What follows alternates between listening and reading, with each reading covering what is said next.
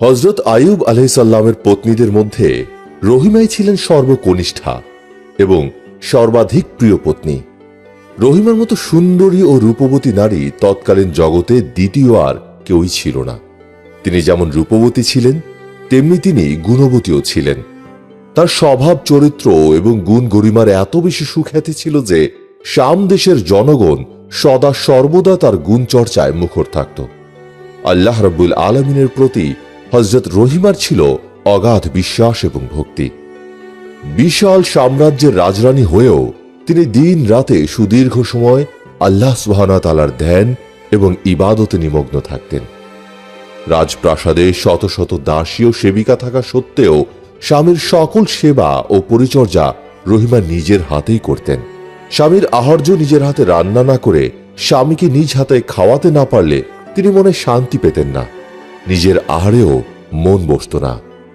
স্বামীর সেবায় সপত্নীদেরও অধিকার আছে, কিন্তু রহিমা মধুর ব্যবহারে তাদের মন জয় করে তাদের দায়িত্ব নিজের হাতে গ্রহণ করতেন। রহিমা প্রাণ ভরে তৃপ্তির সাথে স্বামীর সেবায় দেহমন উৎসর্গ করতে পেরে নিজেকে ধন্য এবং সার্থক মনে করতেন। সপত্নীর জ্বালা সংসারে বড় জ্বালা। সপত্নীকে ঈর্ষা করে না এমন নারী দুনিয়াতে বিরল, কিন্তু হযরত আইয়ুব আলাইহিস সালামের সংসারের অবস্থা ছিল ব্যতিক্রম। রহিমা তার মধুর ব্যবহার দ্বারা সপত্নী ত্রয়কে এমনভাবে মুগ্ধ করেন যে তারা ভুলেই গেলেন রহিমা তাঁদের সপত্নী, বরং ছোট বোনের মতো মনে করে স্নেহের বাঁধনে আবদ্ধ করেন। কারো মনে কোনো কালিমা, কলুষ কিংবা কোনো হিংসা, বিদ্বেষ বা ঈর্ষা নেই। হযরত আইয়ুব আলাইহিস সালামের পত্নীগণের মাঝে এমন মধুর সম্পর্ক যেন ইবলিশের মনে আগুন জ্বালিয়ে দিল। দিন রাত ইবলিশ শুধু সুযোগ খুঁজতে লাগলো কেমন করে তাদের মনে অশান্তির বীজ বপন করবে। একদিন হযরত আইয়ুব আলাইহিস সালাম বড় বেগমের কক্ষে বিশ্রামরত ছিলেন। এমন সময় আলাপচারিতায় কথা প্রসঙ্গে অন্য দিনের মতো আজও কনিষ্ঠা বেগম রহিমার প্রশংসা করে জিজ্ঞাসা করেন, রহিমার গুণের কথা আমি যা বলি তা সত্যি কিনা? সত্যি আমরা রহিমার মতো নারীকে আমাদের মাঝে পেয়ে গর্ববোধ করছি, কিন্তু আজ বড় বেগম স্বামীর কথায় কেমন যেন বিরক্ত বোধ করেন। বড় বেগম বিরক্ত হয়ে মনে মনে ভাবতে থাকেন, স্বামী তো প্রকাশ্যে আমাদের খুবই ভালোবাসা দেখান এবং আদর যত্ন খুব করেন, কিন্তু মুখে যে সারাদিন শুধু রহিমার প্রশংসা, শুধু রহিমারই গুণের কথা শোনা যায়, কিন্তু আমাদের কারো প্রশংসা তো তার মুখে কখনো শোনা যায় না। আমাদের আর কারো ভিতর কি তিনি কখনো কোনো গুণই দেখতে পান না? আমাদের কি কোনো গুণই নেই? মনে মনে তিনি এসব চিন্তা করলেও মুখে কিছুই বলেন না, শুধু মুখ ভার করে থাকেন। কিন্তু হযরত আইয়ুব আলাইহিস সালাম নেহায়েত সরল প্রকৃতির মানুষ বলে বড় বেগমের মনের ভাব বুঝতে পারলেন না। এই সুযোগটা ইবলিশের দৃষ্টি এড়াল না। ইবলিশ এতদিনের সুযোগেরই অপেক্ষায় ছিল, এবার যেন তার সুযোগ পেয়ে যায়। একদিন দুপুর বেলা হযরত আইয়ুব আলাইহিস সালামের জ্যেষ্ঠা বেগমগণ দুপুরকালীন ইবাদতের পর আহারাদি সমাপ্ত করে আপন আপন কক্ষে বিশ্রাম করছেন, আর রহিমা তখন স্বামীকে খানা পরিবেশনে তার সেবায় রত আছেন। রাজপ্রসাদ প্রত্যহই এ দ্বীপ্রহরের সময় কিছুটা নীরব ও শান্ত থাকে। এ সময়ে প্রায় সকলেই বিশ্রাম গ্রহণ করে। রক্ষীরাও এ সময় তাদের প্রহরা কিছুটা শিথিল করে থাকে, ফলে বাইরে থেকে লোকজন অনায়াসেই এ সময় ভেতরে প্রবেশ করতে পারে। এ সময় সবার জন্য দ্বার উন্মুক্ত থাকে। এমনি সুযোগে ইবলিশ এক বৃদ্ধ ভিখারিনীর বেশে সদর তোরণ অতিক্রম করে রাজপ্রাসাদে ঢুকে ধীর পায়ে অন্দরমহলে প্রবেশ করে সামনে একটি দাসীকে দেখতে পেয়ে জিজ্ঞেস করে, আমার মা জননীরা কোথায়? দাসীটি বলে, তাঁরা এখন বিশ্রাম কক্ষে বিশ্রামে রয়েছেন। বৃদ্ধারূপী ইবলিশ বলেন, হায় পোড়া কপাল আমার, তা না হলে এ সময় আসবো কেন? কত আশা নিয়ে তাঁদের সাথে দেখা করতে এলাম, এখন কি করি বলো তো? দাসী বড় বেগমকে গিয়ে বলল, বেগম সাহেবা, এক বৃদ্ধা ভিখারিনী আপনাদের সাথে দেখা করতে এসেছে। বড় বেগম বললেন, ভিখারিনী কি চায়? দাসী বলল, বৃদ্ধা আপনাদের সাথেই দেখা করতে চায়। বড় বেগম বলেন, বৃদ্ধাকে এখানে নিয়ে এসো। দাসী ভিখারিনীকে বড় বেগমের কক্ষে নিয়ে আসে। বড় বেগমের কক্ষে প্রবেশ করেই বৃদ্ধা বড় বেগমকে সালাম জানিয়ে বলল, আম্মা, আজ আমার বড় কপাল। মনে মনে ভেবেছিলাম রাজপ্রাসাদে এসে যদি প্রথমেই আপনার মুখ দেখতে পাই তবে নিজেকে অসার্থক মনে করব। ভিখারিনীর কথা শুনে বড় বেগম বললেন, কেন? আমার এমন কি গুণ? বৃদ্ধারূপী ইবলিশ বলল, আপনার গুণের সীমা নেই আম্মা। আপনার যে কত গুণ তা সবচেয়ে বেশি জানেন আমাদের বাদশাহ। বেগম উত্তর করেন, এ তো তার ফল। বৃদ্ধারূপী ইবলিশ এরূপ একটি মনমতো কথাই আশা করেছিল, তাই মনে মনে খুশি হয়ে অত্যন্ত নরম কণ্ঠে বলল, কি বলেন আম্মা, গুণের কদর হয় না? বড় বেগমের কথার কোনো উত্তর দিলেন না, কিন্তু বৃদ্ধারূপী ইবলিশ তাতে দমবে কেন? তাই আবার বলল, ভিক্ষার জন্য আমাকে বহু ধনী ও জ্ঞানী গুণীদের কাছে যাতায়াত করতে হয়, তাই অনেক রীতিনীতি দেখে শুনে বহু শিক্ষা লাভ করেছি। দুনিয়া থেকে আসল ও গুণের কদর উঠে গিয়েছে। এখন এখানে নকল আর মেকিরির রাজত্ব চলছে। সাধু সজ্জন লোকেরা বড়ই সরল, তারা অসৎ চতুর লোকের ছলনা বুঝতে পারে না। আপনার ঘরেও সে ছলনা প্রবেশ করেছে। আপনার স্বামী সোনার মানুষ, তার মতো সরল ভালো মানুষ দুনিয়ায় আর নেই। তিনি নিজের মতোই সকলকে ভাবেন। তিনি নকলকে আসল ভেবেছেন বলেই এরূপ ঘটছে। বৃদ্ধার কথাগুলো যেন বড় বেগমের মনের কথাই। কথাগুলো ভালোই লাগে, তাই তিনি বললেন, কিন্তু এখন উপায় কি বলো? বৃদ্ধা বলল, বাদশার মুখে দিন রাত শুধু রহিমার গুণ বর্ণনা। কেন, আর বেগমগণের কি কিছুই নেই? আম্মা, সবকিছুই ওই ছলনাময়ী ডাইনি মেয়েটারই কীর্তি। স্বামীকে সেবা যত্নের ভান দেখিয়ে মন জয় করে এমন অবস্থা সৃষ্টি করেছে। আম্মা, আপনার জন্য এর ফল খুবই অশুভ। শুধু আপনার নয়, আপনার আরো যে দুটি হতভাগিনী আছেন তাদের অবস্থারও একই হবে আপনার মতোই। আপনাদের সন্তানদের ভবিষ্যৎ নষ্ট করার জন্যই এমন ছলাকলা করছে। বাদশাহ যাতে আপনাদের সন্তানদেরকে কোনো সম্পত্তি দিয়ে না যান তার জন্য স্বামীকে এভাবে মজিয়ে ভুলিয়ে রাখছে, যেন বাদশাহ সকল কিছু তাকেই দিয়ে দেন। রহিমা শুধু নিজের স্বার্থের জন্য এমন গুণপনা ও ভালো মানুষই দেখাচ্ছে। নিজের স্বার্থ ছাড়া সৎ উদ্দেশ্য নিয়ে সে কিছুই করছে না। বুঝলেন তো আম্মা?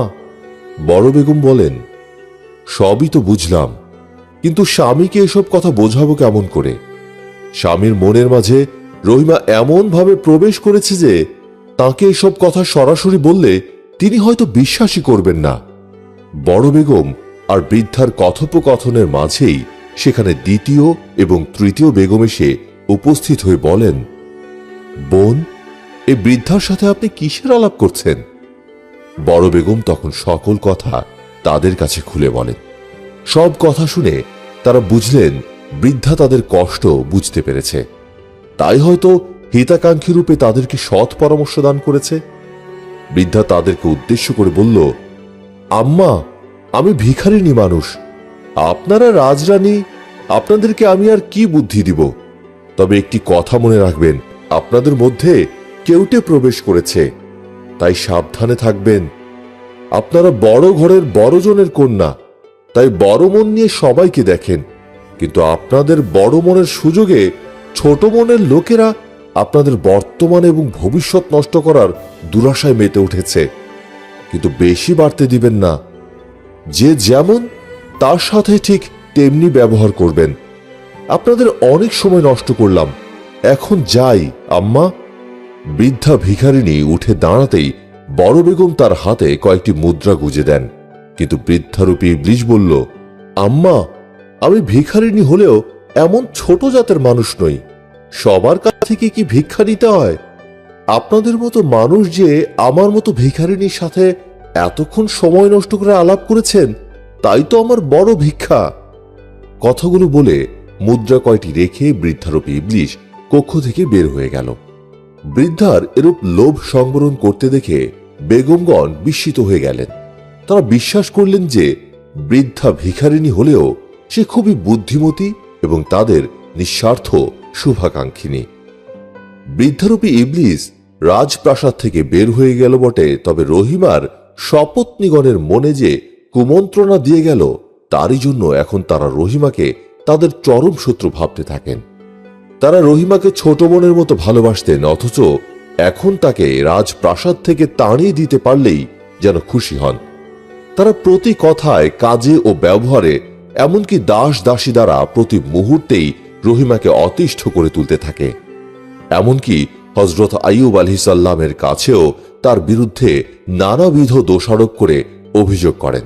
কিন্তু হযরত আইয়ুব আলাইহিসসালাম অত্যন্ত ধৈর্য ও বিচক্ষণতার সাথে সব বিষয় পরীক্ষা করে বোঝেন রহিমা একেবারে নির্দোষ, বরং তার পত্নীগণই দোষী। তারাই অন্যায়ভাবে তার বিরুদ্ধে অভিযোগ করছে। হযরত আইয়ুব আলাইহিসসালাম তার জ্যেষ্ঠা পত্নীগণের এ অন্যায় ও অপরাধের জন্য তাদেরকে কঠিন শাস্তি দিবেন ঠিক করলেন। কিন্তু তাদেরকে শাস্তি দিবার পূর্বেই রহিমা স্বামীর ইচ্ছার কথা জানতে পেরে স্বামীর দু পা জড়িয়ে ধরে কেঁদে বলেন, প্রিয়তম স্বামী, যত কঠিন দণ্ড দিতে হয় আমাকে দিন। আপনাকে আল্লাহর শপথ দিয়ে অনুরোধ করছি, আপনার বড় পত্নীগণকে আপনি ক্ষমা করে দিন। হযরত আইয়ুব আলাইহিসসালাম বললেন, রহিমা, তারা তো মহা অপরাধে অপরাধী, তাদেরকে তো ক্ষমা করা যায় না। রহিমা স্বামীর পা জড়িয়ে ধরে চোখের অশ্রু ফেলে মিনতি করে বলেন, আমি তাদের পক্ষ হয়ে প্রতিশ্রুতি দান করছি, তারা আর কখনো অপরাধ করবেন না, আপনি তাদেরকে ক্ষমা করে দিন। এরূপ কান্না এবং আকুল মিনতিতে হযরত আইয়ুব আলাইহিসসালামের মন নরম হয়ে এলো। তিনি মনে মনে বলেন, হায় রে নিষ্পাপ রহিমা, তুমি জান্নাতের পবিত্র ফুলের মতো অনুপম ও সুন্দর। জানি না কোন মহাপুণ্যের ফলে আল্লাহ সুবহানাহু ওয়া তাআলা তোমার মতো মহৎ নারী রত্নকে আমায় দান করেছেন। মনে মনে এ সকল কথা ভেবে হযরত আইয়ুব আলাইহিসসালাম রহিমাকে বলেন, রহিমা, আজ তোমার শত্রুগণকে তোমারই অনুরোধে আমি ক্ষমা করলাম, কিন্তু ভবিষ্যতে এ ধরনের অপরাধ করলে আর ক্ষমা করা হবে না। রহিমার সপত্নীগণ যখন দেখেন তারা যাকে শত্রু মনে করেছেন সে রহিমাই তাদের জন্য স্বামীর কাছে মাফ চেয়েছেন, এই ঘটনায় রহিমার সপত্নীগণ অত্যন্ত লজ্জিত এবং অনুতপ্ত হয়ে স্বামী এবং রহিমার কাছে ক্ষমা ভিক্ষা করলেন এবং ভবিষ্যতে আর কখনো এরূপ অপরাধ করবেন না বলে প্রতিশ্রুতি দিলেন। ইবলিশ ব্যর্থ হয়ে পরাজয়ের গ্লানি বরণ করে তার প্রতিহিংসা আরো তীব্র আকার ধারণ করল। তাই এবার পণ করে সমগ্র শাম দেশে দুর্যোগ সৃষ্টি করে পথভ্রষ্ট করবে, এটাই চিন্তা করল।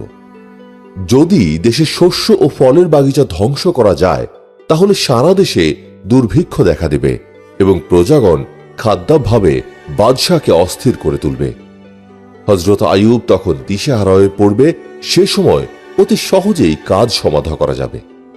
একদিন অপরাহ্নে দেখা গেল হঠাৎ ঘন কালো মেঘে সমস্ত আকাশ ছেয়ে গেল এবং আবহাওয়া ভীষণ গরম হয়ে উঠল। অসহ্য গরমে মানুষ অস্থির হয়ে পড়ল। আর এই সময়ে দেশের এক প্রান্ত থেকে ভীষণ গর্জন করে সমুদ্রের জলরাশি উত্তাল তরঙ্গ বেগে চতুর্দিক প্লাবিত করে ছুটে আসছে। দেখতে দেখতে উত্তাল জলের স্রোতে সারা দেশ প্লাবিত হয়ে গেল। দেশের মানুষ কোন রকমে উঁচু ঘরের ছাদে এবং পর্বতশৃঙ্গে আশ্রয় নিয়ে প্রাণ বাঁচালো।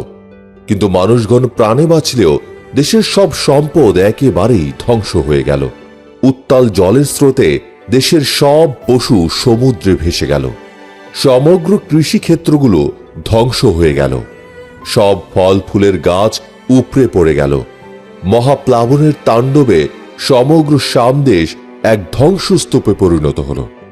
মহাপ্লাবনে স্রোতে দেশের সব কিছু ভাসিয়ে নিয়ে দেশকে নিঃস্ব করে অবশেষে জলরাশি নেমে গেল বটে, কিন্তু দেশের মানুষকে করে গেল রিক্ত, সর্বস্ব হারা। সর্বস্ব হারিয়ে রিক্ত জনগণ উদ্ভ্রান্তের মতো বাদশাহ হযরত আইয়ুব আলাইহিসসালামের দরবারে এসে উপস্থিত হল। কান্নায় ভেঙে পড়ে তাদের দুঃখ দৈন্যের কথা বাদশাহর কাছে বর্ণনা করতে লাগল।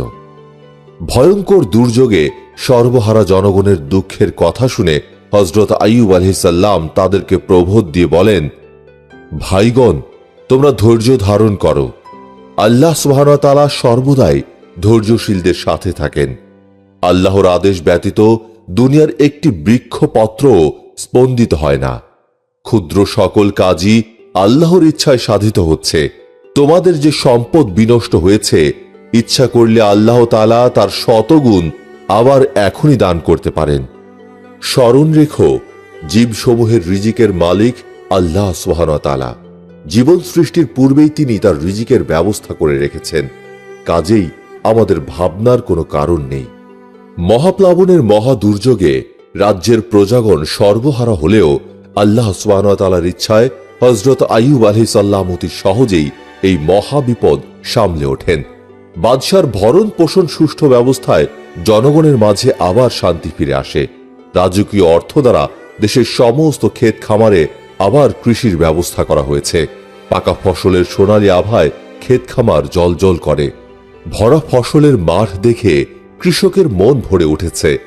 কিছু দিনের মধ্যেই তারা পাকা ফসল কেটে ঘরে তুলবে। এ সময় হঠাৎ আকাশের উত্তর পূর্ব সীমান্তে বিদ্যুৎ চমকে ওঠে এবং সহসা একখণ্ড কালো মেঘ উঠে ক্রমে সারা আকাশ অন্ধকারে ছেয়ে ফেলে। ঝড়ের সাথে মুষল ধারায় বৃষ্টি এবং প্রস্তর খণ্ডের ন্যায় শিলাপতন এবং তার সাথে মুহুর্মুহু প্রচণ্ড বজ্রের গর্জন এবং বিদ্যুৎ স্ফুরণ সমগ্র দেশব্যাপী মহা বিভীষিকার সৃষ্টি করল। অমানিসার মতো কালো অন্ধকার রাতে ঝড়ের প্রলয় তাণ্ডবে গৃহহারা মানুষ দিশেহারা হয়ে পড়ল। কেউ ঘরের তলে চাপা পড়ে প্রাণ ত্যাগ করল, কেউ বৃক্ষের তলে পড়ে মৃত্যুবরণ করল। কত লোক যে ক্ষত বিক্ষত আহত হলো, কারো হাত ভাঙল, কারো পা ভাঙল, কারো মাথা ফাটল। সমগ্র দেশব্যাপী মর্মান্তিক করুণ আর্তনাদের হাহাকার উঠল। হযরত আইয়ুব আলাইহিস সালামের সুদৃঢ় রাজপ্রাসাদও এ মহা ঝড়ের তাণ্ডব থেকে রক্ষা পেল না। ঝড়ের তাণ্ডবে কোনো ঘরের ছাদ, কোনো ঘরের দেয়াল, প্রাচীর ধসে পড়ল। অন্তপুরের বিলাসবহুল কক্ষসমূহ ভেঙে চুরে চূর্ণ বিচূর্ণ হয়ে গেল। সমগ্র দেশের বুকে মহা ঝড়ে তাণ্ডব ঘটিয়ে এবার ইবলিশ মনে মনে ভাবতে থাকে, নিশ্চয়ই সে আইয়ুব আলাইহিস সালাম এবং রহিমাকে জব্দ করতে পেরেছে। এখন সহজেই তাদেরকে বশে আনতে পারবে। সমগ্র দেশের উপর যে মহা বিপদ চাপিয়ে দেয়া হয়েছে, এ মহা বিপদে আইয়ুব কিছুতেই ধৈর্য রাখতে পারবে না। বিপদাপন্ন মানুষজন যখন সাহায্যের জন্য ছুটে আসবে, তখন হযরত আইয়ুব ধৈর্য হারিয়ে দিশেহারা হয়ে পড়বে এবং আল্লাহ সুবহানাহু ওয়া তাআলার প্রতি বিরূপ হয়ে পড়বে। এ মহা ঝড়ে ধ্বংসলীলাকে আল্লাহ সুবহানাহু ওয়া তাআলার অবিচার ও অন্যায় বলে আল্লাহর সাথে রাগে অভিমানে আল্লাহর ইবাদত মন থেকে মুছে ফেলবে। ইবলিশ মনে মনে এসব জল্পনা কল্পনা করে আত্মতুষ্টিতে তৃপ্তি ও আনন্দের হাসি হাসতে থাকে। কিন্তু ইবলিশ হয়তো আইয়ুব এবং রহিমাকে চিনতে পারেনি, কিন্তু তার চিনতেও বেশি দেরি হলো না। ইবলিশ নিরাশ হয়ে দেখল যে আইয়ুব রহিমা সহ অন্যান্য বেগম ও সন্তান সন্ততিগণকে নিয়ে একটি অর্ধভগ্ন কক্ষে আশ্রয় গ্রহণ করে এবং কায়মনো বাক্যে প্রভুর ইবাদতে নিজ দেহ মনকে সঁপে দিচ্ছে। তখন দেশের বিপদাপন্ন সর্বহারা লোকজন এসে রাজপুরীর এ অবস্থা দেখে বাদশার সাথে সাক্ষাৎ করা বৃথা ভেবে মনে মনে বাদশার প্রতি অভিশাপ দিতে দিতে চলে যায়। তারা অনেকেই বলতে থাকে, বাদশাহ কোনো মারাত্মক অপরাধ করেছেন বলেই বারবার এদেশে এরূপ বিপদ আসছে, তা না হলে এরূপ ঘটবে কেন? অতএব পাপী বাদশার কাছ থেকে দূরে সরে থাকাই শ্রেয়। তারা যে যার পথে ফিরে যায়। কিন্তু হযরত আইয়ুব আলাইহিস সালামের এতে সুবিধাই হয়। এতদিনকার ঝঞ্ঝাট থেকে মুক্তি পেয়ে তিনি আল্লাহ সুবহানাহু ওয়া তাআলার কাছে প্রার্থনা করে বলেন, হে মাবুদ, দয়াময় প্রভু, আপনি আমাকে এত ধন সম্পদ ও রাজ্যাদি দিয়ে আমার মাথার উপর যে বিরাট দায়িত্ব চাপিয়ে দিয়েছিলেন, এতে আপনার ইবাদতে আমি নিজেকে সম্পূর্ণরূপে ন্যস্ত করতে পারিনি। এখন আপনি আমার উপর থেকে দায়িত্ব উঠিয়ে নিয়ে বোঝা সহজ করে দিন। আল্লাহ সুবহানাহু ওয়া তাআলার কাছে হযরত আইয়ুব আলাইহিস সালামের এরূপ প্রার্থনা করতে শুনে এবং রহিমার ইবাদত দৃশ্য দেখে ইবলিশ ভীষণ ক্ষুব্ধ এবং হিংস্র হয়ে ওঠে। পাপাত্মা ইবলিশ মনে মনে প্রতিহিংসা পরায়ণ হয়ে ওঠে এবং প্রতিহিংসা চরিতার্থে আবার নতুন পরিকল্পনার প্রস্তুতি গ্রহণ করে। এক রাতে হযরত আইয়ুব আলাইহিস সালাম যে বৃহৎ অর্ধভগ্ন কক্ষটিতে পরিবার পরিজন সহ বসবাস করছিলেন, তার এক প্রান্তে হযরত আইয়ুব আলাইহিস সালাম এবং রহিমা আল্লাহর গভীর ধ্যানে নিমগ্ন ছিলেন। রাতের নিদ্রা ত্যাগ করে সারা রাত আল্লাহর ইবাদতে নিমগ্ন থাকেন। তখন কক্ষের অন্য পাশে রহিমার শপথনী ত্রয় শায়িতা ছিলেন এবং আরেক পাশে নিদ্রামগ্ন ছিলেন তাদের পুত্রকন্যাগণ। রাত দ্বিপ্রহরে কক্ষের যেই পাশে পুত্রকন্যাগণ ঘুমিয়েছিল সেদিকের বিরাট দেয়াল তাদের ওপর ধসে পড়ে। এরপর সব নিস্তব্ধ হয়ে যায়। সন্তানগণ সকলেই মৃত্যুর কোলে ঢলে পড়লেন। হযরত আইয়ুব আলাইহিস সালামের এতগুলো সন্তানের একসাথে প্রাণ বিয়োগে ইবলিশ ভেবেছিল স্বামী স্ত্রী দিশেহারা উন্মাদ হয়ে পড়বে। আল্লাহর ধ্যান ইবাদত বিসর্জন দিয়ে তারাই আল্লাহর প্রতি অকথ্য গালি বর্ষণ করতে থাকবে। কিন্তু ইবলিশ যা ভেবেছিল তার কিছুই হলো না। তারা তাদের প্রাণের পুতুলি সন্তানদের হারিয়ে এতটুকু মাত্র দুঃখিত হলো না, বরং দ্বিগুণ উৎসাহে তারা আল্লাহর ইবাদতে নিমগ্ন হলো। বারবার ব্যর্থ হয়ে ইবলিশ ভাবতে লাগলো, যে মাটির তৈরি আদমকে আমি ঘৃণা ভরে প্রত্যাখ্যান করেছি, সে মাটির তৈরি মানুষের কাছে কি শেষ পর্যন্ত পরাজিত হতে হবে? ইবলিশ আবার নতুন পরিকল্পনা করল। সে তার শিষ্য সহযোগীদেরকে আদেশ করল যেন আইয়ুবের লোকজনকে তার কাছ থেকে সরিয়ে দেওয়ার চেষ্টায় তারা লেগে যায়। ইবলিশ এবং তার সহযোগীরা এবারও সফল হল। রাজপ্রাসাদ লোকজন শূন্য হয়ে গেল। লোকে লোকারণ্য রাজদরবার আজ জনশূন্য, খাঁ খাঁ করছে। কিন্তু এত কিছুর পরেও হযরত আইয়ুব আলাইহিস সালাম এবং রহিমাকে আল্লাহর রাস্তা থেকে ইবলিশ এক চুলো নড়াতে পারল না। এবং হযরত আইয়ুব আলাইহিস সালাম ও রহিমাকে এই অবস্থায়ও আল্লাহর ইবাদত বন্দিগিতে দেখতে পেয়ে ইবলিশ ক্রোধে অগ্নিশর্মা হয়ে গেল। ইবলিশ আবারও নতুন পরিকল্পনা করল। এবার পাপাত্তা ইবলিশ আইয়ুব আলাইহিস সালামের 4 বেগমের মনে প্ররোচনা দিতে আরম্ভ করল। ইবলিশ প্ররোচনা দিয়ে 3 জন বেগমকে প্ররোচিত করে ফেলল। কিন্তু সারা বিশ্বের বরুণিয়া পতিপ্রাণ রমণী রহিমার অন্তর টলাতে সমর্থ হল না। ইবলিসের প্ররোচনায় স্বামীকে পরিত্যাগ করা তো দূরের কথা, এক মুহূর্তের জন্য স্বামীর চোখের অন্তরাল হবার কল্পনাও রহিমা কখনো করতে পারে না। স্বামীর এই দুঃখের দিনে নিঃসঙ্গ স্বামীর তিনিই হলেন একমাত্র সঙ্গিনী, একমাত্র সহায় সম্বল, একমাত্র তিনিই ছিলেন তার কাছে। দিন রাত সদা সর্বদা এখন তিনি স্বামীর পাশে অবস্থান করেন। স্বামীর যখন যা দরকার হয় তিনিই তার ব্যবস্থা করে দেন। স্বামী যখন আল্লাহর ইবাদতে নিমগ্ন থাকেন, তিনি তখন ধ্যানমগ্ন স্বামীর পাশে বসে এ কামনায় উন্মুখ হয়ে থাকেন কখন স্বামীর কিসের দরকার হবে, কখন কি জন্য আদেশ করবেন। স্বামীর সেবা করে, স্বামীর আদেশ পালন করে তিনি পরম তৃপ্তি অর্জন করে নিজের জীবন সার্থক করবেন। একদিন হযরত আইয়ুব আলাইহিস সালাম আল্লাহর ধ্যানে নিমগ্ন হয়ে আছেন, আর তার পাশে বসে আছেন প্রতিপ্রাণা রহিমা।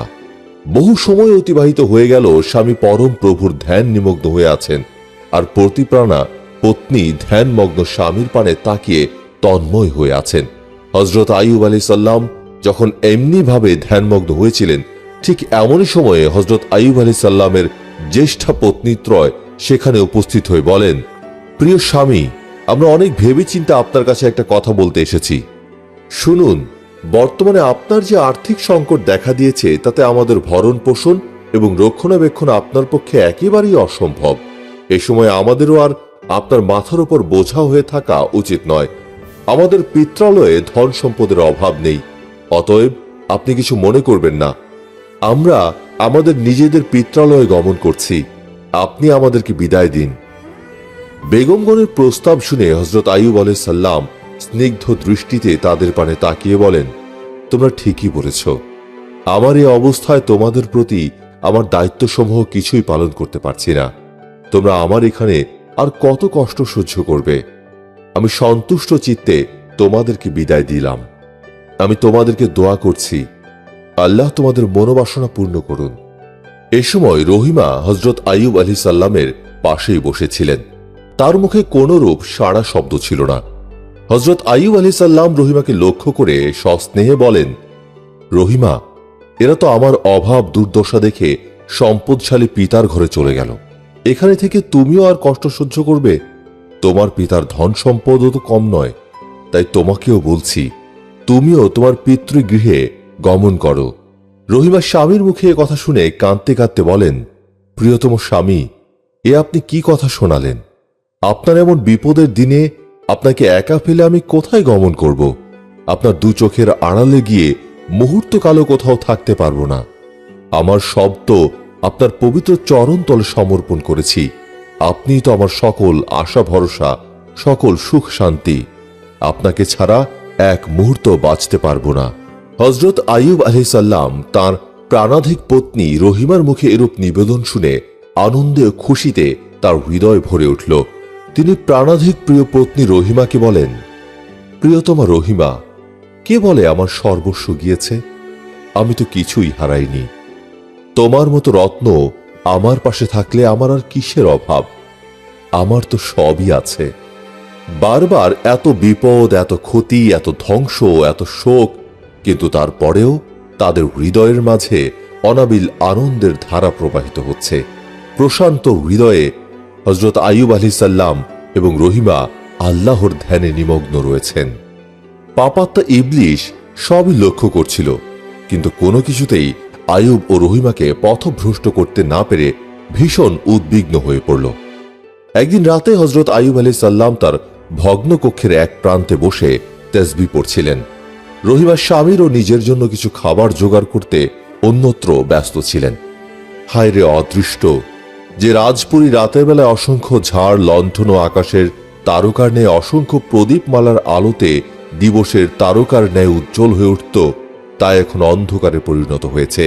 আজ হযরত আইয়ুব আলাইহিস সালামের কক্ষে একটি মৃত্তিকার চেরাগ মিটমিট করে জ্বলছে। তারই অস্পষ্ট আলোকে হযরত আইয়ুব আলাইহিস সালাম দেখেন, ধবধবে শ্বেত বসনধারী একটি লোক এসে তার কাছে বসল। আগন্তুক লোকটি হযরত আইয়ুব আলাইহিস সালামের কাছে তার রাজ্যের এক প্রজা বলে নিজের পরিচয় দান করল। এরপর সে হযরত আইয়ুব আলাইহিস সালামের সাথে এ কথা সে কথা আরম্ভ করে দিল। হযরত আইয়ুব আলাইহিস সালামের কাছে এখন আর কোনো লোক আসে না। তাই অনেক দিন পর একটি লোক এলো বলে তিনি তার সাথে সুদীর্ঘ সময় ধরে কথাবার্তা বলেন। আসলে এ ব্যক্তিটি ছিল স্বয়ং ইবলিশ। পাপিষ্ঠ ইবলিশ কথায় কথায় ক্রমেই হযরত আইয়ুব আলাইহিস সালামের কাছে এগিয়ে বসেছিল। এরপর তার খুব নিকটবর্তী হয়ে এক সুযোগে হযরত আইয়ুব আলাইহিস সালামের নাসিকার মধ্যে শ্বাসের সাথে বিষাক্ত কুষ্ঠ রোগের সংক্রামক জীবাণু ফুঁকে দিল। এভাবে সে উদ্দেশ্য সাধন করে আলাপ শেষ করে হযরত আইয়ুব আলাইহিস সালামের কাছ থেকে বিদায় নিয়ে বেরিয়ে পড়ল। কিন্তু হযরত আইয়ুব আলাইহিস সালাম কিছুই টের পেলেন না, কিছুই বুঝতে পারলেন না। রাতে হযরত আইয়ুব আলাইহিস সালাম এবং রহিমা কেউই ঘুমাতে যায়নি। আল্লাহর ইবাদত করতে করতে গভীর রাতে যখন অবসন্ন হয়ে পড়েন, তখন উভয়ে শয্যার উপরে কিছুক্ষণের জন্য বিশ্রাম করেন। আজও তেমনি ইবাদত করতে করতে তারা যখন কিছুটা অবসন্ন হয়ে পড়েন, তখন তারা ক্লান্ত শরীর নিয়ে একটু বিছানায় শায়িত হলেন। মনে মনে তখনও তারা তাসবিহ তেলাওয়াতে নিমগ্ন থাকেন। ঠিক এমন সময়ে হঠাৎ হযরত আইয়ুব আলাইহিস সালাম তার পদতলে একটি ফোস্কার মতো দেখতে পেলেন। সেখানে ভীষণ ব্যথা হতে থাকে। ব্যথা ক্রমশই বাড়তে থাকে। ব্যথার যন্ত্রণায় তিনি অস্থির হয়ে পড়েন। তবে তিনি আল্লাহর ইবাদত বন্ধ করলেন না। একদিকে ভীষণ যন্ত্রণায় কাতর হয়ে পড়লেন, অন্যদিকে প্রতিদিনের মতো আল্লাহর ইবাদত করে চললেন। ভোরবেলা দেখা গেল ফোস্কাটি ভেঙে সাদা রস বের হচ্ছে। ব্যথা বেদনা পূর্বাপেক্ষা আরো বেড়ে যায়। ক্রমশ সমস্ত শরীরে ব্যথা শুরু হয়। বিষাক্ত কুষ্ঠরোগের বিষে সমস্ত শরীর জর্জরিত হয়ে যায়। অসংখ্য যন্ত্রণায় হযরত আইয়ুব আলাইহিস সালাম ছটফট করতে থাকেন। স্বামীর এরূপ অবস্থা দেখে প্রতিপ্রাণা স্ত্রীর হৃদয় হাহাকার করে ওঠে। স্বামীর রোগ মুক্তির জন্য তিনি আল্লাহর দরবারে দুই হাত তুলে বারবার মোনাজাত করতে থাকেন, কিন্তু কিছুতেই কিছু হলো না।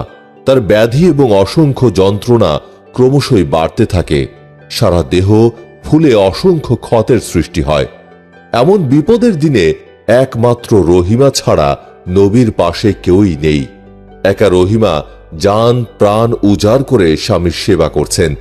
একদিকে রোগীকে সেবা শুশ্রূষা, অন্যদিকে তার আহার জোগাড় এবং অন্যান্য গৃহস্থালী সকল কাজকর্মই তাকেই করতে হয়। এমনি করে চিকিৎসাবিহীনভাবে দিন অতিবাহিত হতে থাকে।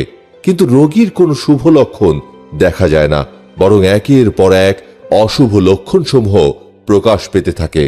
হযরত আইয়ুব আলাইহিস সালামের মহাসংক্রামক ব্যাধি যতই বৃদ্ধি পেতে থাকে, তার দেহের পচা ক্ষত থেকে ততই বেশি দুর্গন্ধ ছড়াতে থাকে। দুর্গন্ধ এমনই ভাবে বাতাসে ছড়িয়ে পড়ল যে এ ভীষণ দুর্গন্ধে মানুষ অতিষ্ঠ এবং বিরক্ত হয়ে উঠল। মানুষ যখন অতিষ্ঠ এবং বিরক্ত হয়ে উঠল, ঠিক তখনই ইবলিশ সারা মানুষের মনে কুমন্ত্রণা দিতে থাকে। ইবলিশ বলল, আইয়ুব নিশ্চয়ই কোনো কঠিন গুনাহে লিপ্ত আছে, নতুবা তার ওপর বিপদ এসে তাকে এরূপ রিক্ত নিঃস্ব করে ফেলত না, কিংবা দুনিয়ার সর্বাপেক্ষা ঘৃণিত এবং মারাত্মক ব্যাধিও তার হতো না। তার প্রতি আল্লাহর আর কোনো রহমত নেই, নতুবা এরূপ হবে কেন? তার দেহের ক্ষত এখন পচে গলে এর দুর্গন্ধে আলো বাতাস বিষাক্ত করে ফেলছে। এর বিষাক্ত সংক্রামক জীবাণু এখন বাতাসের সাথে উড়ে বেড়াচ্ছে। এই সংক্রামক রোগের দুষ্ট জীবাণু সকলের দেহে ঢুকে দেশময় কুষ্ঠ রোগের সৃষ্টি করে ফেলবে। একজনের জন্য সারা দেশের মানুষ বিপদে পড়বে। অতএব বিপদ ঘটার পূর্বেই একে দেশ থেকে তাড়িয়ে দাও। সারা দেশের লোকজন অনেক দিন হযরত আইয়ুব আলাইহিস সালামের প্রতি বীতশ্রদ্ধ হয়ে পড়েছিল। এবার ইবলিশ শয়তানের প্ররোচনা তারা আরো বিরক্ত, অতিষ্ঠ ও ক্ষিপ্ত হয়ে উঠল।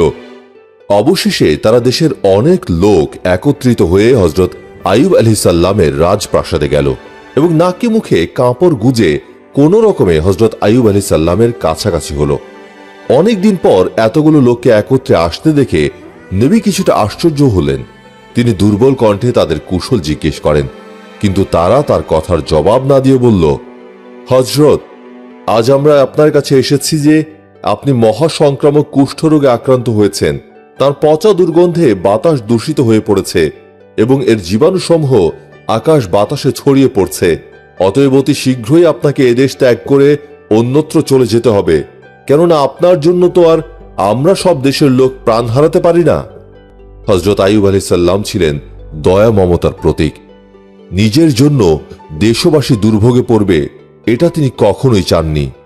এই সময়ে রহিমা স্বামীর পাশেই ছিলেন। স্বদেশবাসীদের এমন রূঢ় প্রস্তাবে রহিমা চমকে উঠে লোকদের লক্ষ্য করে বলেন, তোমরা তো দেখছ উঠে দাঁড়াবার মতো শক্তিও তার নেই। কোন রকমে এতটুকু আঘাত লাগলেই ব্যথায় প্রাণ বের হয়ে যায়।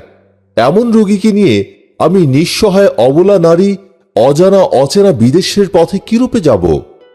তোমাদের মনে কি এতটুকু দয়া মায়া নেই? এ বাদশার নিয়ামতকে তোমরা কেনা ভোগ করেছ, আর আজ তারই প্রতি তোমাদের এমন ব্যবহার, এটাকে আল্লাহ সহ্য করবেন? যেখানে আজ তোমাদের উচিত চিকিৎসক ডেকে চিকিৎসা করানো, সেখানে তোমরা চিকিৎসা করানো তো দূরে থাক, স্বদেশ থেকেই তাড়িয়ে দিচ্ছ। কিন্তু রহিমার কথায় লোকদের মনে এতটুকু দয়া মায়া হলো না।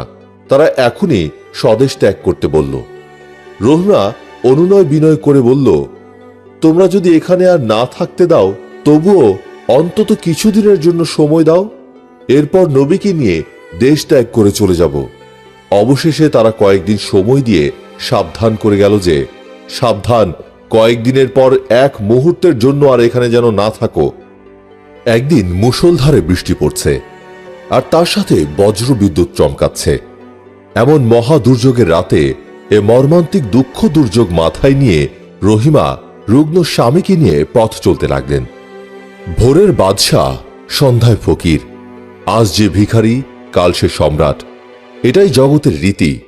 আল্লাহর প্রিয় নবী, শাম দেশের মহাপরাক্রমশালী বাদশাহ হযরত আইয়ুব আলাইহিস সালাম, যার ঐশ্বর্য ও ধন সম্পদের কোনো কমতি ছিল না, যার আদেশে তাবেদার ছিল লাখ লাখ মানুষ। হায় রে, অদৃষ্টের অমোঘ বিধানে সে বাদশাহ আজ এক দুর্বল ক্ষীণকায় অবলা নারীর স্কন্ধে চেপে ভিখারির বেশে যাত্রা করেছেন অজানা অচেনা অনির্দিষ্ট গন্তব্যের পানে। বিশাল শাম দেশের বাদশাহ আইয়ুব আলাইহিস সালাম আজ খোলা আকাশের নিচে সবুজ ঘাসের উপরে শুয়ে আছেন।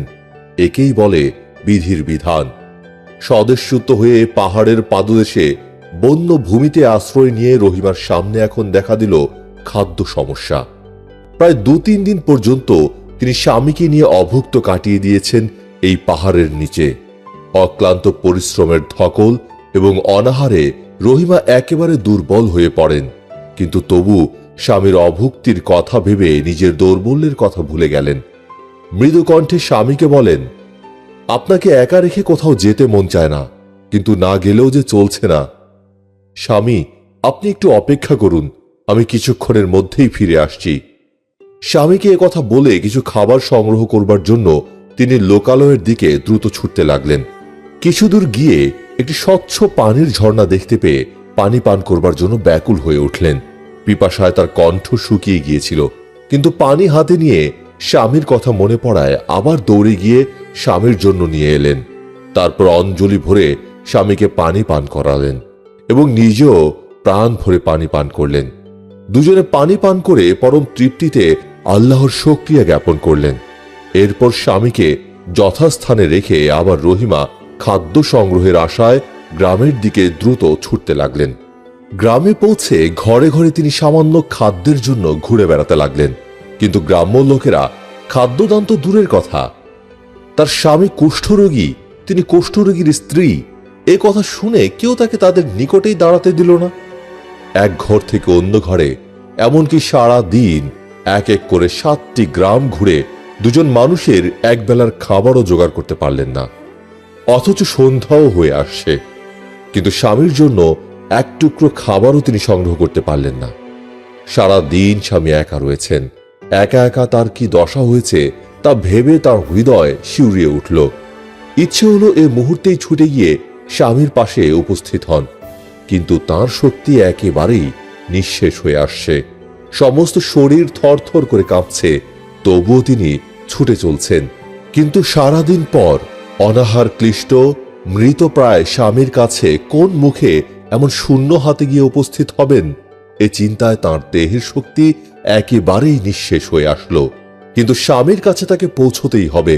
ক্লান্ত দুর্বল শরীরে হাঁটতে পারছেন না, তবুও হাঁটবেন। কিছুদূর হাঁটেন, আবার পড়ে যান, উঠে আবার হাঁটতে থাকেন, আবার পড়ে যান, আবার উঠে পথ চলেন। এমনি করে পথ চলতে চলতে প্রায় রাতের এক প্রহর কালে রহিমা স্বামীর কাছে এসে পৌঁছে দেখেন হযরত আইয়ুব আলাইহিস সালাম মৃতের ন্যায় নিস্পন্দ অবস্থায় পড়ে আছেন। স্বামীর কাছে এসে তিনি স্বামীর দেহে হাত রাখলেন। রহিমার হাতের পরশ পেয়ে হযরত আইয়ুব আলাইহিস সালাম বললেন, রহিমা, তুমি এসেছ? স্বামীর কথায় রহিমা বললেন, প্রিয় স্বামী, এসেছি সত্য, কিন্তু বলতে বুক কেটে যাচ্ছে, সারাদিন ঘুরেও আপনার জন্য এক লোকমাও খাবার জোগাড় করতে পারিনি। এখন আপনাকে যে কি খেতে দেব তাই ভেবে পাচ্ছি না।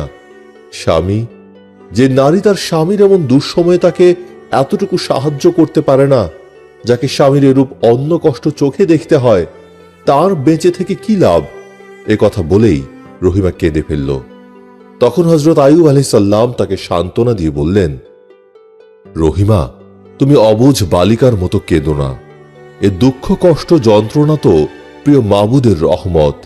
এর ফল যে কত উত্তম, এর পুরস্কার যে কত মূল্যবান, তা তো তোমার না বোঝার কথা নয়। এ দুঃখ কষ্ট ও বিপদে যদি আমরা ধৈর্য ধারণ করে প্রিয় মাবুদকে স্মরণ করতে পারি, তবেই আমাদের জীবন সার্থক হবে। স্বামীর এই কথাগুলো শুনে রহিমার হৃদয় শান্ত হলো। তিনি কান্না বন্ধ করে স্বামীর পদপ্রান্তে পড়ে মনে মনে আল্লাহর কাছে প্রার্থনা করেন, আয় মাবুদ, তুমি তোমার প্রিয় বান্দা আমার স্বামীকে শ্রেষ্ঠ পুরস্কার দান করো। খোলা আকাশের নিচে বন্যভূমিতে স্বামী স্ত্রী আরো একটি দুঃখের রাত কেটে গেল। এবার রহিমা ঠিক করলেন, এখানে আর নয়। এখানকার লোকজন বড়ই নির্দয় নিষ্ঠুর। ভোরবেলায় স্বামীকে নিয়ে এখান থেকে দূরে কোথাও চলে যাবেন। রাত শেষে ভোর হলে স্বামীকে নিয়ে রহিমা পানির ঝর্ণার কাছে এসে তারপর অজলা ভরে পানিতে হাত মুখ ধুয়ে স্বামী স্ত্রী কিছু পানীয় পান করলেন। এরপর স্বামীকে কাঁধে তুলে আবার অনিশ্চিত অজানা পথে যাত্রা করলেন। এরপর অনেক লোকালয়, অনেক জনপথ অতিক্রম করে সম্মুখের দিকে চলতে লাগলেন। চলতে চলতে এক প্রান্তরে এসে উপস্থিত হলেন। প্রান্তর মাঝে অপেক্ষাকৃত একটি উঁচু স্থানে ক্ষুদ্র একটি বাগিচা দেখতে পেলেন। বাগিচার ভেতর একটি জায়গা তার পছন্দ হলো, তাই সেখানে একটি গাছের তলে কিছুটা জায়গা পরিষ্কার করে স্বামীকে সেখানে শুইয়ে দিলেন। এরপর স্বামীর কাছ থেকে বিদায় নিয়ে খাবারের সন্ধানে আবার গ্রামের দিকে ছুটতে লাগলেন। গ্রাম থেকে গ্রামে, এ বাড়ি থেকে সে বাড়ি অনেক ঘুরলেন, কিন্তু কোথাও এতটুকু খাবারও মিলল না। এমনি করে ঘুরতে ঘুরতে এক বাড়ির সামনে এসে উপস্থিত হলেন। সে ঘরের স্ত্রীলোকটির কাছে নিজের দুঃখের কথা বর্ণনা করে কিছু খাবার চাইলেন, কিন্তু স্ত্রীলোকটি বলল, এরূপ সাহায্য অনেক করেছি, কোনো লাভ হয়নি, তাই আর করতে চাই না। যদি কিছু কাজ করতে পারো তবে সে কাজের বিনিময়ে কিছু খাবার পেতে পারো। স্ত্রীলোকটির কথা শুনে রহিমা বললেন, বোন, কয়েকদিনের অনাহারে আমার শরীর খুবই দুর্বল, এ দুর্বল শরীরে কিভাবে কাজ করব? স্ত্রীলোকটি বলল, কাজ করতে না পারলে পথ দেখতে পারো, এরূপ ভিখারিকে ভিক্ষা দেওয়া হবে না। স্ত্রীলোকটির কথা শুনে তার মনে ভীষণ আঘাত লাগলো, কিন্তু কি করবেন? কিছু খাবারের ব্যবস্থা না করতে পারলে স্বামীকে বাঁচাবেন কি করে? তাই বললেন, আচ্ছা বোন, বলুন কি কাজ করতে হবে? স্ত্রীলোকটি বলল, যাতায় আটা পিষে দিবে, তার বিনিময়ে মজুরি পাবে। রহিমা তাতেই সম্মত হল। এরপর দীর্ঘ সময় আটা পিষে বিনিময়ে কোনো রকমে দুজনের একবেলা পরিমাণ খাবার পেলেন। খাবার পেয়ে দ্রুত তিনি স্বামীর কাছে ছুটতে লাগলেন। আজ রহিমার পরম আনন্দ, তিনি যেন আজ এক বিরাট অসাধ্য সাধন করেছেন। অনাহারী স্বামীকে আজ খাবার খাওয়াতে পারবেন, এটা আজ তাঁর কাছে বড়ই আনন্দের কথা। দ্রুত পায়ে হেঁটে স্বামীর কাছে এসে পৌঁছেই তিনি স্বামীকে খেতে দিলেন। আজ পথের ঘটে আটা পিষে মজুরির বিনিময়ে সামান্য আহার খাবার এনে তাই স্বামীকে নিয়ে পরম তৃপ্তিতে আহার করলেন। এরপর স্বামী স্ত্রী উভয়ই সারা রাত আল্লাহর ইবাদতে নিমগ্ন হয়ে রইলেন। সারা রাত আল্লাহর ইবাদত মগ্ন থেকে ভোরবেলা আবার স্বামীর কাছ থেকে বিদায় নিয়ে গ্রামের দিকে রওনা করলেন। মনে মনে ঠিক করলেন, এখন আর কারো কাছে খাবার ভিক্ষা না চেয়ে গৃহিণীদেরকে কিছু কাজ করে বিনিময়ে যে মজুরি পাবো তা দ্বারা জীবন চালাবো। গ্রামে এসে কিছু না কিছু কাজ জুটে গেল। এরপর রহিমা প্রতিদিন গ্রামে বাড়ি বাড়ি ঘুরে একটা না একটা কাজ জোগাড় করে নিতেন। তবে যে কাজ যত কষ্টসাধ্যই হোক না কেন, তিনি তার সমাধা করে তার বিনিময়ে মজুরি পেয়ে কোনো রকমে স্বামীর এবং নিজের জীবন চালাতে লাগলেন। একদিনে গ্রামে গিয়ে ভিক্ষা কিংবা কাজ করে যা পান তা আহার করে এরপর শুধু পানি পান করে বাকি 7 দিন কাটিয়ে দেন। এমনি করে দিনের পর দিন, মাসের পর মাস, বছরের পর বছর কেটে যায়। কিন্তু ইবলিস শয়তান তো পেছনে লেগেই ছিল। সে এবার নতুন শত্রুতা শুরু করল। রহিমা যেসব গ্রামে ভিক্ষা কাজের জন্য যেতেন, ইবলিস একটি বৃদ্ধার বেশ ধারণ করে সেসব গ্রামে গিয়ে সে এবার অপবাদ রটাতে লাগলো। মহাপাপিষ্ঠ ইবলিস ঘরে ঘরে গিয়ে দুনিয়ার সেরা সতী নারী রহিমার নামে অপবাদ রটালো যে নারীটি তোমাদের গ্রামে এসে ভিক্ষা ও কাজকর্ম করে, তা তার বাইরের রূপ। আসলে সে গ্রামে গ্রামে ঘুরে বেড়ায় আর তথাকার ছেলেবেলেদের নষ্ট করে। একে যদি তোমাদের গ্রাম থেকে তাড়িয়ে না দাও তাহলে তোমরা মহাবিপদে পড়বে।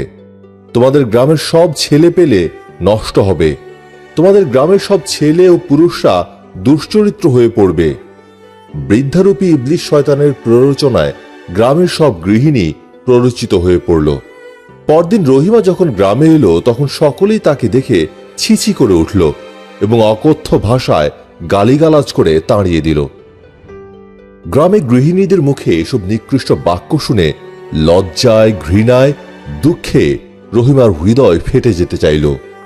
মনে মনে বলল, হায় রে, দুনিয়ার মানুষ এত নিষ্ঠুর, নির্দয়, এরূপ কলঙ্ক অপবাদেরা আমাকে দিল। দিনের পর দিন, মাসের পর মাস, বছরের পর বছর এমনি করে চলে গিয়েছে। নিজের ক্ষুধা তৃষ্ণার কথা ভুলে গিয়ে দিন রাত শুধু স্বামীর খেদমত করেন আর আল্লাহর কাছে স্বামীর রোগ মুক্তি কামনা করেন। কয়েকদিন পর হযরত আইয়ুব আলাইহিস সালামের দেহের তীব্র যন্ত্রণা একটু কমে এলো। তিনি রহিমাকে বললেন, রহিমা, আমাকে উঠিয়ে হাত মুখ ধুয়ে দাও। রহিমা অতি যত্নে স্বামীকে ধরে উঠালেন। স্বামী রহিমার চুল ধরে উঠে বসলেন। এরপর রহিমা পানি এনে স্বামীর শরীর এবং হাত পা ধুয়ে দিলেন। তার লম্বা কেশ দিয়ে স্বামীর হাত পা এরপর মুছিয়ে দিলেন। হযরত রহিমা সর্বদাই তার কেশ দ্বারা হাত পা মুছিয়ে দেন। তাছাড়া হযরত আইয়ুব আলাইহিস সালাম যখন শয্যা থেকে উঠে বসেন তখন রহিমার কেশ ধরেই উঠে বসেন। আজ কয়েকদিন পর্যন্ত স্বামী অনাহারী রয়েছেন, তাই স্বামীকে খাবার খেতে দেওয়া খুবই প্রয়োজন। কিন্তু গ্রামে না গিয়ে তিনি খাবার সংগ্রহই বা করবেন কি করে? তাই তিনি স্বামীর কাছে অনুমতি নিয়ে আবার গ্রামের দিকে যাত্রা করেন। গ্রামে এসে তিনি কাজের সন্ধানে এ বাড়ি ও বাড়ি করছিলেন। এক ঘর থেকে আরেক ঘরে ধর্ণা দিচ্ছিলেন। কিন্তু গ্রামের কোনো ঘরেই তার জন্য কোনো কাজ জুটল না, যার ফলে কোনো খাবারও জুটল না। আসলে ইবলিস গ্রামের মানুষের মনকে এমনই প্ররোচিত করে ফেলেছে যে তারা রহিমাকে দিয়ে কোনো কাজ করাতেও সম্মত হলো না। গ্রামের সব ঘর থেকেই তাকে নিরাশ হয়ে ফিরতে হলো। শুধু একখানা ঘর তখনও বাকি ছিল। রহিমা যখন এ ঘরখানায় গেল, তখন ইবলিস এক ভণ্ড ধার্মিকের বেশ ধারণ করে গৃহকর্ত্রীর কাছে এসে বলল, তোমার ঘরে একজন রমণী কাজের খোঁজে এসেছে। রমণীটি খুবই অভাবগ্রস্ত এবং বিপদাপন্ন। লোকের বাড়ি কাজ করে অন্ন সংস্থান করে। তার ঘন কৃষ্ণবর্ণ চুল যে কোনো নারীর ঈর্ষার বস্তু। যদি তুমি অন্নের বদলে তার কেশ কেটে রাখতে পারো এবং সে কেশ আমার কাছে দিলে, সে চুলের সাহায্যে তদবির করে মাত্র কয়েকদিনের ভেতর তোমার কেশও অবিকল ঐরূপ করে দেব। এ রমণীটি দেহের সৌন্দর্য ও লাবণ্যে দেশের অদ্বিতীয়া সুন্দরী ছিলেন, কিন্তু তার মাথার চুল ছিল খুবই পাতলা এবং খাটো। তাই চুলকে লম্বা এবং দীর্ঘ করার জন্য চেষ্টার কোনো ত্রুটি ছিল না। ইবলিশ তার মনের ইচ্ছার কথা জেনে এরূপ দুরভিসন্ধি করে তাকে এরূপ পরামর্শ দিয়ে গেল। রহিমা সে ঘরের সামনে উপস্থিত হয়ে উন্মুক্ত জানালার ফাঁক দিয়ে দেখলেন এক সুন্দরী গৃহকর্ত্রী পালঙ্কের ওপর বসে আছেন। গৃহকর্ত্রীকে দেখে রহিমা বললেন, বোন, আপনার যদি কোনো কাজ থাকে বলুন, আমি করে দেই। বিনিময়ে আমাকে কিছু খাবার দিয়ে দয়া করুন। আমি খুবই বিপদাপন্ন। আমার স্বামী কয়েকদিনের অনাহারী। অনুগ্রহ করে আমাকে দিয়ে কোনো কাজ করিয়ে আমাকে কিছু খাবার দিন। গৃহিণী বলল, তোমার কষ্টের কথা শুনে খুবই দুঃখ লাগছে। তোমার মতো সুন্দরী রমণীর এমন দুর্ভাগ্য, সবই অদৃষ্ট। তোমাকে দিয়ে কাজ করাবার মতো কোনো কাজ আমার নেই। তোমাকে কাজ করতে হবে না, তবে এক শর্তে তোমাকে আমি সাহায্য করতে পারি। শর্তটি হলো এটাই যে তোমার মাথার লম্বা চুল আমার মনকে আকৃষ্ট করেছে। যদি তোমার এই চুল কেটে আমাকে দিতে পারো, তবে তোমাকে আমি বেশ কিছু উত্তম খাদ্য দান করব। আমার খুব ইচ্ছা তোমার চুল নিয়ে মাথায় খোঁপা বাঁধি। গৃহিণীর কথা শুনে রহিমা চমকে উঠলেন। তিনি বললেন, বোন, এ আপনি কি বলছেন? মাথার চুল আমি আমার স্বামীর অনুমতি ছাড়া কেমন করে কেটে দেব? তাছাড়া এ চুলগুলো আমার বড়ই প্রয়োজন। আমার ব্যাধিগ্রস্ত স্বামীর উত্থান শক্তি রহিত। তিনি আমার মাথার চুলগুলো ধরেই শয্যা থেকে উঠে বসেন। এ চুল দ্বারা আমি তার হাত পা মুছিয়ে দেই। যখন তাকে স্কন্ধে নিয়ে এক স্থান থেকে অন্য স্থানে যেতে হয়, তখন তিনি আমার চুলের গুচ্ছ ধরে থাকেন। বোন, দুরারোগ্য ব্যাধি নিয়েও আমার স্বামী কখনো আল্লাহর ইবাদত করতে ভুল করেন না।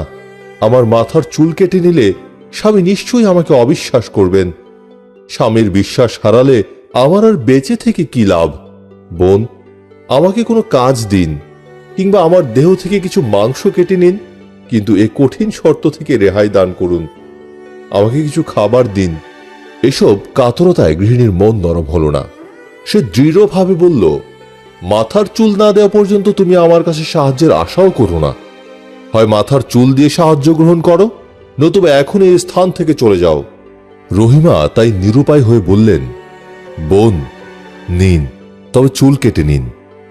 গৃহিণী একখানা কাঁচি এনে নিজের হাতে রহিমার চুলগুলো কেটে নিল। এরপর সে রহিমার হাতে কিছু খাবার দিল। এই খাবার নিয়ে মুন্ডিত মস্তকে রহিমা স্বামীর কাছে রওনা করলেন। ইবলিশ তখন এক মুহূর্ত বিলম্ব না করে দ্রুত গৃহিণীর কাছে উপস্থিত হয়ে রহিমার কেশ নিয়ে অদৃশ্য হয়ে গেল। এরপর রহিমার নামে মিথ্যা দুর্নাম ও অপবাদ দিয়ে স্বামীর মনকে বিষিয়ে দিয়ে স্বামীর কাছ থেকে রহিমাকে দূরে সরিয়ে দেওয়ার দুরভিসন্ধি করে ছদ্মবেশ ধারণ করে হযরত আইয়ুব আলাইহিস সালামের কাছে উপস্থিত হল। এরপর ইবলিশ হযরত আইয়ুব আলাইহিস সালামকে বলল, হে নবীবর, আপনাকে বড়ই একটা কেলেঙ্কারির কথা বলতে এসেছি। আপনি আল্লাহর নবী হয়েও আপনার এমন দুর্ভাগ্য। আপনি তো রোগাক্রান্ত হয়ে পড়েছেন, কোনো কিছুর খোঁজ খবর রাখতে পারছেন না। কিন্তু আপনার স্ত্রী রহিমা যে নিজেরও সর্বনাশ করল, আপনাকেও কলঙ্কের সাগরে ডুবিয়ে মারল।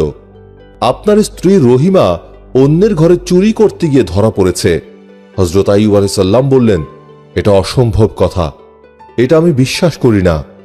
এ কথা সম্পূর্ণ মিথ্যা। রহিমার মতো উত্তম চরিত্রের মেয়ে কখনো এমন কাজ করতে পারে না। ইবলিশ বলল, আপনি তো বিশ্বাস করছেন না, কিন্তু এ দেখুন, আপনার স্ত্রীর মাথার চুল। আপনার স্ত্রী গৃহস্থের ঘরে চুরি করতে গিয়ে ধরা পড়ায় লোকজন শাস্তিস্বরূপ আপনার স্ত্রীর মস্তক মুন্ডন করে তবে ছেড়ে দিয়েছে। আমার একথা সত্য না মিথ্যা তা আপনার স্ত্রী এলেই তার মুন্ডিত মস্তক দেখেই বুঝতে পারবেন। একথা বলে ইবলিশ শয়তান বিদায় হয়ে যায়। ঠিক এমনই সময়ে খাদ্য সম্ভার নিয়ে রহিমার স্বামীর কাছে উপস্থিত হলেন। কিন্তু রহিমার মুন্ডিত মাথার দিকে চেয়ে হযরত আইয়ুব আলাইহিস সালামের চোখ দিয়ে অশ্রুর ধারা নামল। তিনি অপেক্ষাকৃত উচ্চ কণ্ঠে বললেন, রহিমা, তুমি আমাকে স্পর্শও করো না, দূরে থাকো।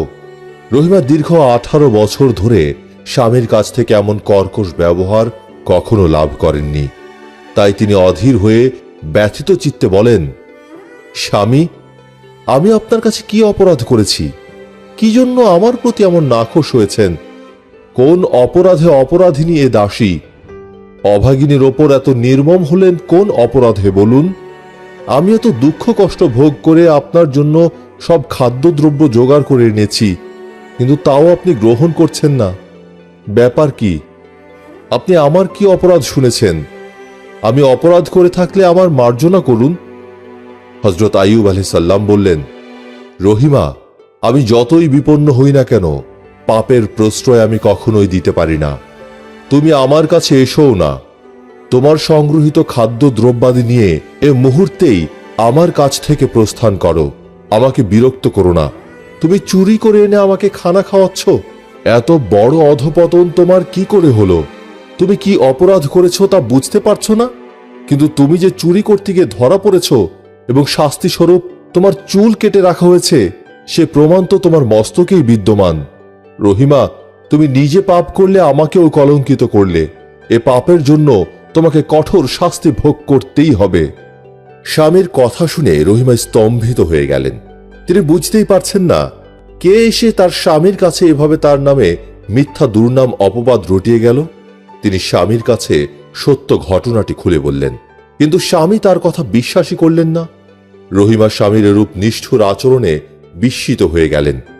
স্বামীর নির্মম কঠোর কথার আঘাতে রহিমার কোমল হৃদয় চূর্ণ বিচূর্ণ হয়ে গেল।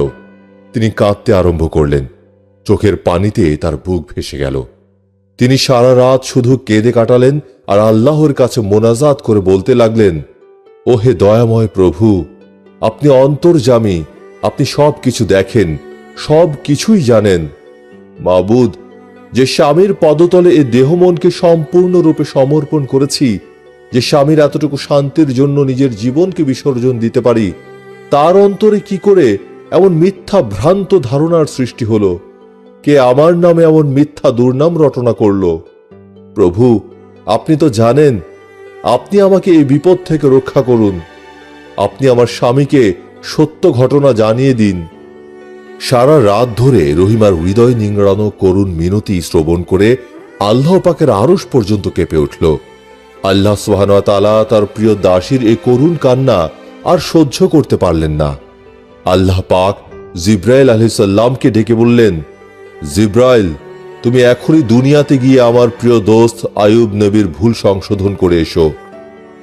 আল্লাহ রাব্বুল আলামিনের আদেশের সাথে সাথে ফেরেশতা জিব্রাইল আলাইহিস সালাম হযরত আইয়ুব আলাইহিস সালামের কাছে এসে বললেন, ওহে আল্লাহর নবী, আপনি দুনিয়ার সর্বশ্রেষ্ঠ নির্মল পবিত্র চরিত্রের রমণী রহিমাকে অযথা দোষারোপ করে তার হৃদয়ে আঘাত দিয়েছেন।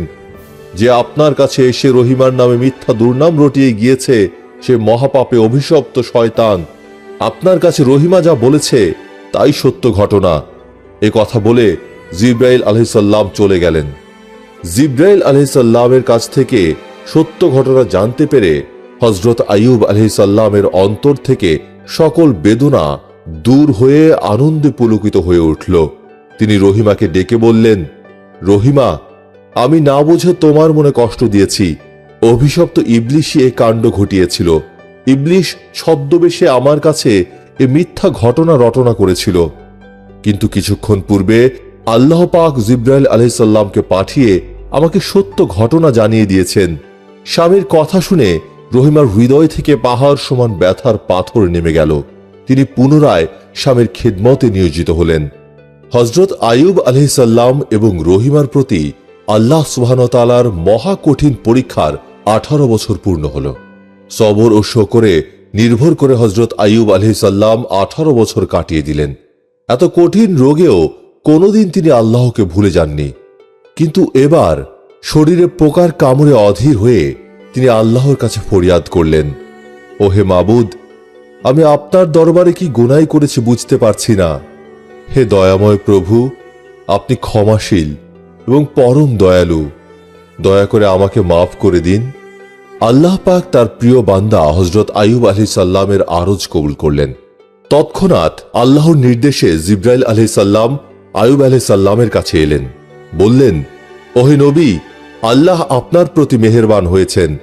আল্লাহ আপনাকে বলেছেন, আপনি আপনার পদযুগল দ্বারা মৃত্তিকায় আঘাত করুন। দেখবেন জমিনের নিম্নস্থান থেকে অতি পরিষ্কার পানি নির্গত হয়ে আসবে। এ পানি দ্বারা আপনি গোসল ও পান করুন, তবেই দেখবেন আপনার শরীরের সমুদয় ব্যাধি নিমিষেই নিরাময় হবে। জিবরাইল আলাইহিস সালাম মারফত হযরত আইয়ুব আলাইহিস সালাম আল্লাহ তাআলার এ আদেশ পেয়ে জমিনে পা দ্বারা দুবার আঘাত করলেন। আল্লাহর কুদরতে আঘাত করা মাত্র সাথে সাথে একটি সামান্য গরম আর একটি শীতল পানির ঝর্ণা সৃষ্টি হয়ে গেল। জিবরাইল আলাইহিস সালাম নিজ হাতে গরম পানির দ্বারা হযরত আইয়ুব আলাইহিস সালামকে গোসল করিয়ে দিলেন এবং শীতল পানির ঝর্ণা থেকে কিছু পানি তুলে পান করালেন। গরম পানি দ্বারা গোসল এবং ঠান্ডা পানি পান করবার সাথে সাথেই হযরত আইয়ুব আলাইহিস সালামের দীর্ঘ 18 বছরের দুরারোগ্য ব্যাধি মহা কঠিন কুষ্ঠ রোগ দূর হল এবং দেহের সৌন্দর্য পূর্বাপেক্ষা 10 গুণ বেড়ে গেল। এই ঘটনা যখন ঘটল তখন রহিমা স্বামীর কাছে ছিলেন না। তিনি এই সময় খাদ্য সংগ্রহের জন্য গ্রামে গিয়েছিলেন। সেখান থেকে ফিরে স্বামীর সে পূর্বের মতো সুন্দর লাবণ্যময় উজ্জ্বল চেহারা দেখে তিনি নিজের চোখকেই বিশ্বাস করতে পারলেন না। স্বামীর দেহে কোনো রোগ ব্যাধির চিহ্ন মাত্র নেই। এটা কিরূপে সম্ভব হলো তিনি ভেবেই পেলেন না। হযরত আইয়ুব আলাইহিস সালাম তখন রহিমাকে সমস্ত ঘটনা খুলে বললেন। সব কথা শুনে আনন্দে রহিমার হৃদয় পুলকিত হয়ে উঠল। হযরত আইয়ুব আলাইহিস সালাম রহিমাকেও ওই ঝর্ণার উষ্ণ পানিতে গোসল করতে বললেন এবং শীতল পানি পান করতে বললেন। রহিমা উষ্ণ পানিতে গোসল এবং শীতল পানি পান করার সাথে সাথেই তার চেহারার শীর্ণতা ও ক্লান্তির ছায়া দূরীভূত হয়ে পূর্বের উজ্জ্বল ও সুন্দর চেহারা ফিরে এলো। এরপর তারা স্বামী স্ত্রী দুজনে মিলে আল্লাহ সুবহানাহু ওয়া তাআলার দরবারে শুকরানা সেজদায় পড়ে গেলেন। আল্লাহর এ মহা কঠিন পরীক্ষায় তারা উত্তীর্ণ হলেন। আল্লাহ সুবহানাহু ওয়া তাআলা নবীকে সবরের মেওয়া দান করলেন। দুনিয়াতে যে ব্যক্তি সবর করে, আল্লাহর কাছে শুকরানা করে, সে ব্যক্তি আল্লাহ তাআলার প্রিয় পাত্র হন। তাই আল্লাহর সন্তুষ্টির উপর হতে হবে নির্ভরশীল আর নিজেকে আল্লাহর সন্তুষ্টির উপর সম্পূর্ণরূপে সঁপে দেওয়ার নামই ইসলাম। ইসলাম মানুষকে এ শিক্ষা দিয়েই অনুপ্রাণিত করে ধন্য করে।